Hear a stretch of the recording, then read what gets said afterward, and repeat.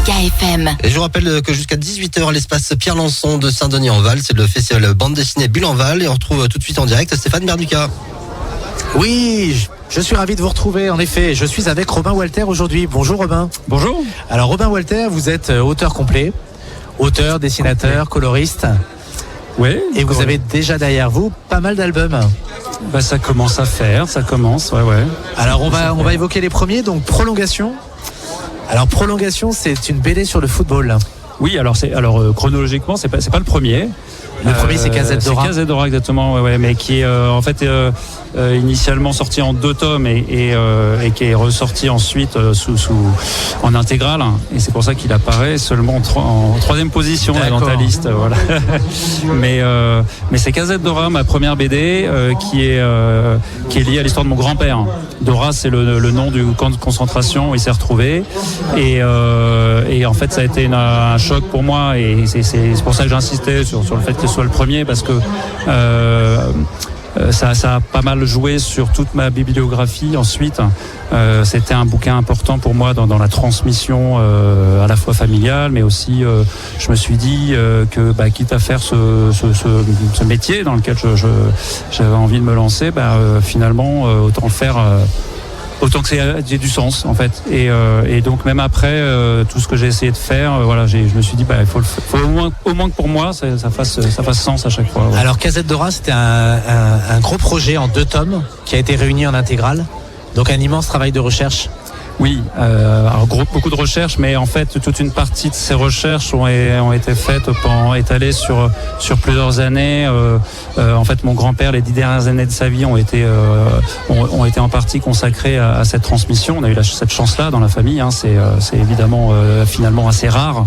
Et donc j'ai fait beaucoup de voyages avec lui sur place, avec d'autres déportés au sein des amicales anciens déportés, donc autant de rencontres et puis des rencontres côté allemand, etc. Donc c'est vraiment c'est tous ces voyages qu'on nourrit ça, et au cours de ces voyages c'est autant de lectures aussi, et puis tout un tas de lectures qui naissent de ces voyages. Donc ça s'étale sur pas mal d'années, et puis le moment où je me suis vraiment mis, j'avais déjà finalement un beau bagage. Alors évidemment, il a fallu encore faire tout un tas de recherches, mais c'est difficile à quantifier en fait le niveau de recherche là-dessus. Ouais. Après, on est parti sur un ton plus léger, donc avec 2 tomes consacrés à Prolongation, une BD sur le football. Oui, et en effet, c'est pas anodin si dans ma bibliographie, c'est ce qui détonne un peu, c'est sinon le reste est plus historique, ça peut paraître un peu plus sombre, alors que là, c'est contemporain. Le foot, ça se veut un peu plus festif, même si moi l'angle que je choisis, ça reste la passion. Ça reste la passion. Ouais. Mais j'allais dire que ça reste quand même l'idée de parler un peu des dérives du milieu. Je parle plus des coulisses en fait du football.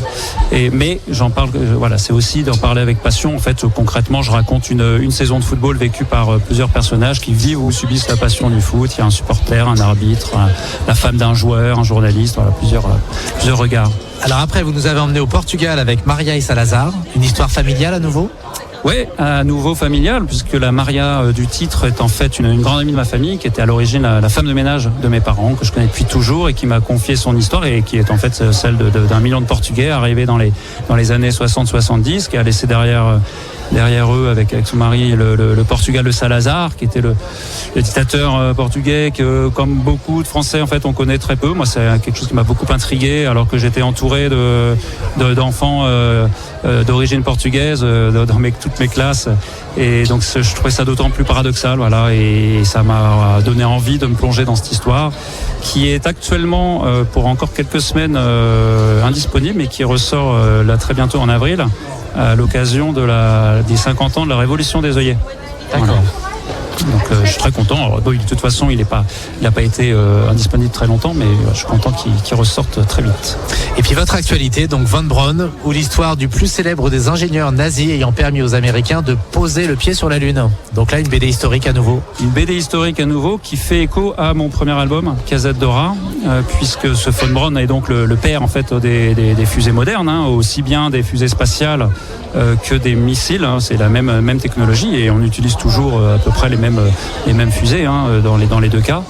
Et ce Von Braun, qui est en fait l'un des plus grands héros américains du XXe siècle, en effet, c'est lui qui est derrière tout le programme de la NASA, tout le programme spatial pendant cette période de la course à l'espace, course à la Lune.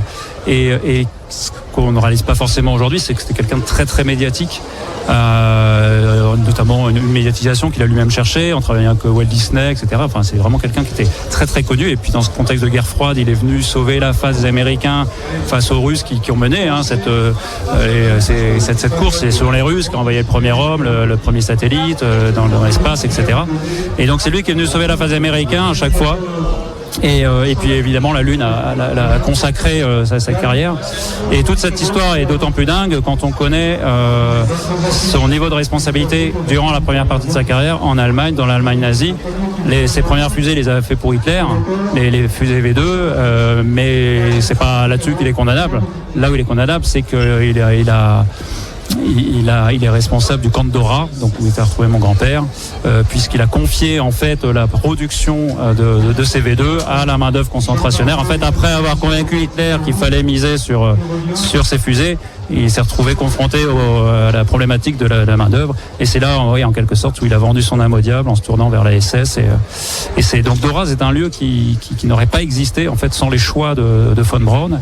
Et puis le parcours de Von Braun a aussi fait que Dora a été complètement enterré. Donc pendant des décennies, le Dora n'apparaissait pas sur les cartes. Voilà. Donc il y a toute une grande injustice autour de cette histoire, et évidemment mon travail cherche. On voit bien la suite logique dans votre travail en fait. Tout a du sens, tout a un fil. Le devoir de transmission vous anime.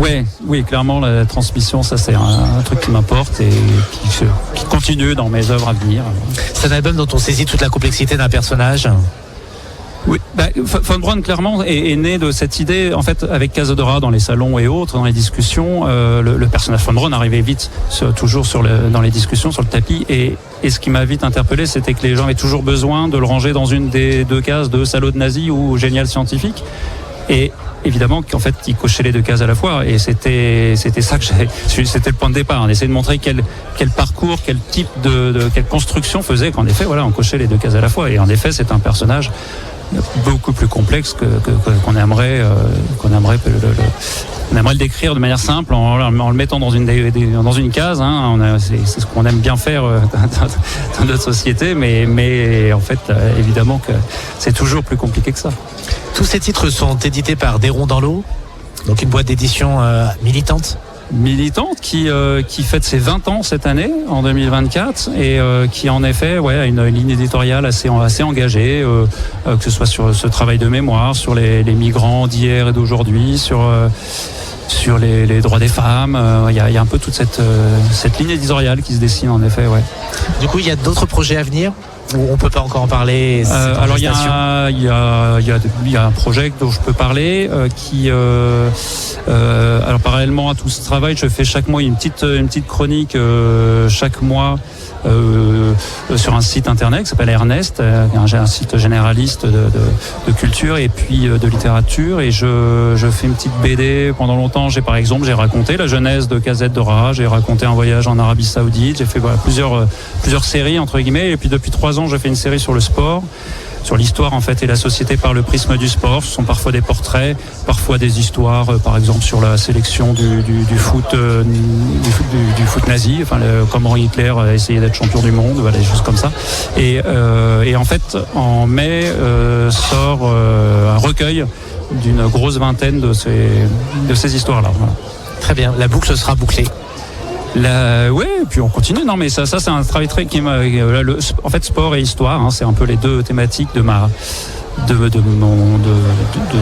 travail, et à travers ces transversales, finalement j'aime beaucoup ce travail. Et puis c'est pour moi aussi une petite parenthèse chaque mois. Un bouquin, c'est 2-3 ans de boulot, et exister chaque mois, c'est quelque chose qui m'importe, et voilà, dans mon équilibre, on va dire, c'est important. Et donc je suis ravi de pouvoir proposer aussi ces transversales au format livre, au format BD. Merci beaucoup. Avec grand plaisir.